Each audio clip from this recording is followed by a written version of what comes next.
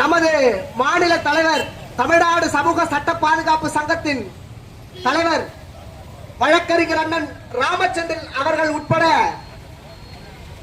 இந்த கண்டன ஆர்ப்பாட்டத்திற்கு வந்திருக்கும் அனைத்து என் உடன்பிறந்த உறப்பினருக்கு அனைவருக்கும் எனது அன்பும் நன்றியும். 5 வருடங்களுக்கு ஒரு முறைதான் ஆட்சி நடக்கிறது. ஆனாலும் என் உடன் பிறந்தவர்களை அடிக்கடி என் மக்களுக்கு பிரச்சனை எடுத்து கொண்டு இருக்கிறது. இதுபோலதான் வருடம் வருடம் பிரச்சனை. அங்கே 8 வழிச்சாலைக்காக விவசாய மக்கள் பிரச்சனைகளில் ஈடுபட்டுக் கொண்டிருக்கிறார்கள்.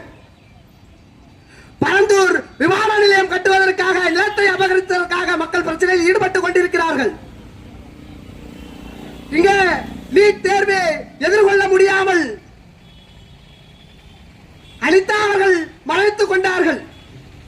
அதுபோலதான் இன்று கடலூர் மாவட்டத்திலே புலிக்காடு பகுதியிலே சிப்காட் சாய தொழிற்சாலை பட்டறை அந்த பாய்லர் வெடித்து இன்றைக்கு 30க்கும் மேற்பட்ட மக்கள் உயிருக்கு போராடிய நிலையில் இருக்கிறார்கள்.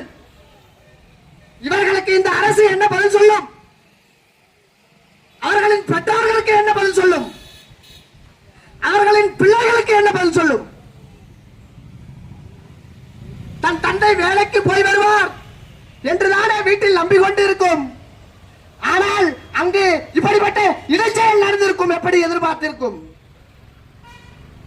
என் உடன் பிறந்தவர்களே, நாம் உரிமையை இழந்தோம், உடமையை இழந்தோம். உணர்வை ஒருபாடும் இழக்கக்கூடாது. உணர்வை இழந்தால் நம் உயிரை இழக்க நேரிடும் என்பதை புரிந்து கொள்ள வேண்டும். நம் பெரிய தகப்பன் நம்மாழ்வார் சொல்வது போல, இன்றைக்கு பிறக்கிற குழந்தை 25 ஆண்டுகளுக்கு பிறகு உயிரோடு இறக்காது என்று சொல்லுகிறார். அவர் சொல்லிய கிட்டத்தட்ட 60 ஆண்டுகளுக்கு மேலாகிறது. ஆனாலும் இப்படிப்பட்ட நிலை ஏற்படுகிறது. இப்பொழுது யோசித்து பாருங்கள். நமக்காக குரல் கொடுக்க யாரும் இந்த நாட்டிலே வரமாட்டார்கள்.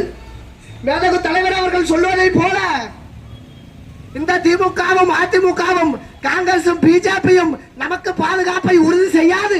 அவர்களிடத்திலிருந்து நாம் பாதுகாப்பை எடுப்பது என்பது பெரும் பாடாக இருக்கிறது.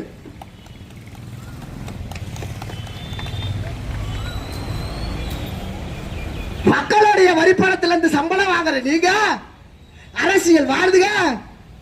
அரசு ஊழியர்கள் ஏன் மக்களுக்காக ஒருபோதும் வேலை செய்ய மறுக்கிறீர்கள்?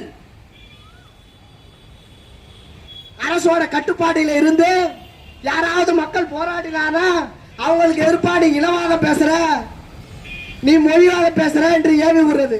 ஒரு மாவட்டத்திலே நடந்த இந்த நாசகார செயலை, இந்த தொழிற்சாலையை முழுமையாக இந்த அரசு கண்டித்து அதை மூடப்பட வேண்டும். பாதிக்கப்பட்ட தொழிலாளர்களுக்கும் அந்த ஊரை சேர்ந்த பொதுமக்களுக்கும் தகுந்த நிவாரணத்தை வழங்குமாறும், உடைமைகளை இழந்த அவர்களுக்கு, வீடுகளை இழந்த அவர்களுக்கு சரியான பாதுகாப்பை உறுதி செய்யப்பட வேண்டும். நாங்கள் ஒளிவாக்கி கிடைத்து விட்டது என்று பேசிவிட்டு கடந்து செல்ல மாட்டோம். கடைசி வரை இந்த போராட்டத்திற்கு நீதி கிடைக்கவில்லை என்றால் இன்றைக்கு கடலூரில் நடந்தது நாளை தமிழ்நாடு முழுக்க நடக்கும் என்பதை இந்த இடத்தில் நாங்கள் தெரிவித்துக் கொள்கிறோம்.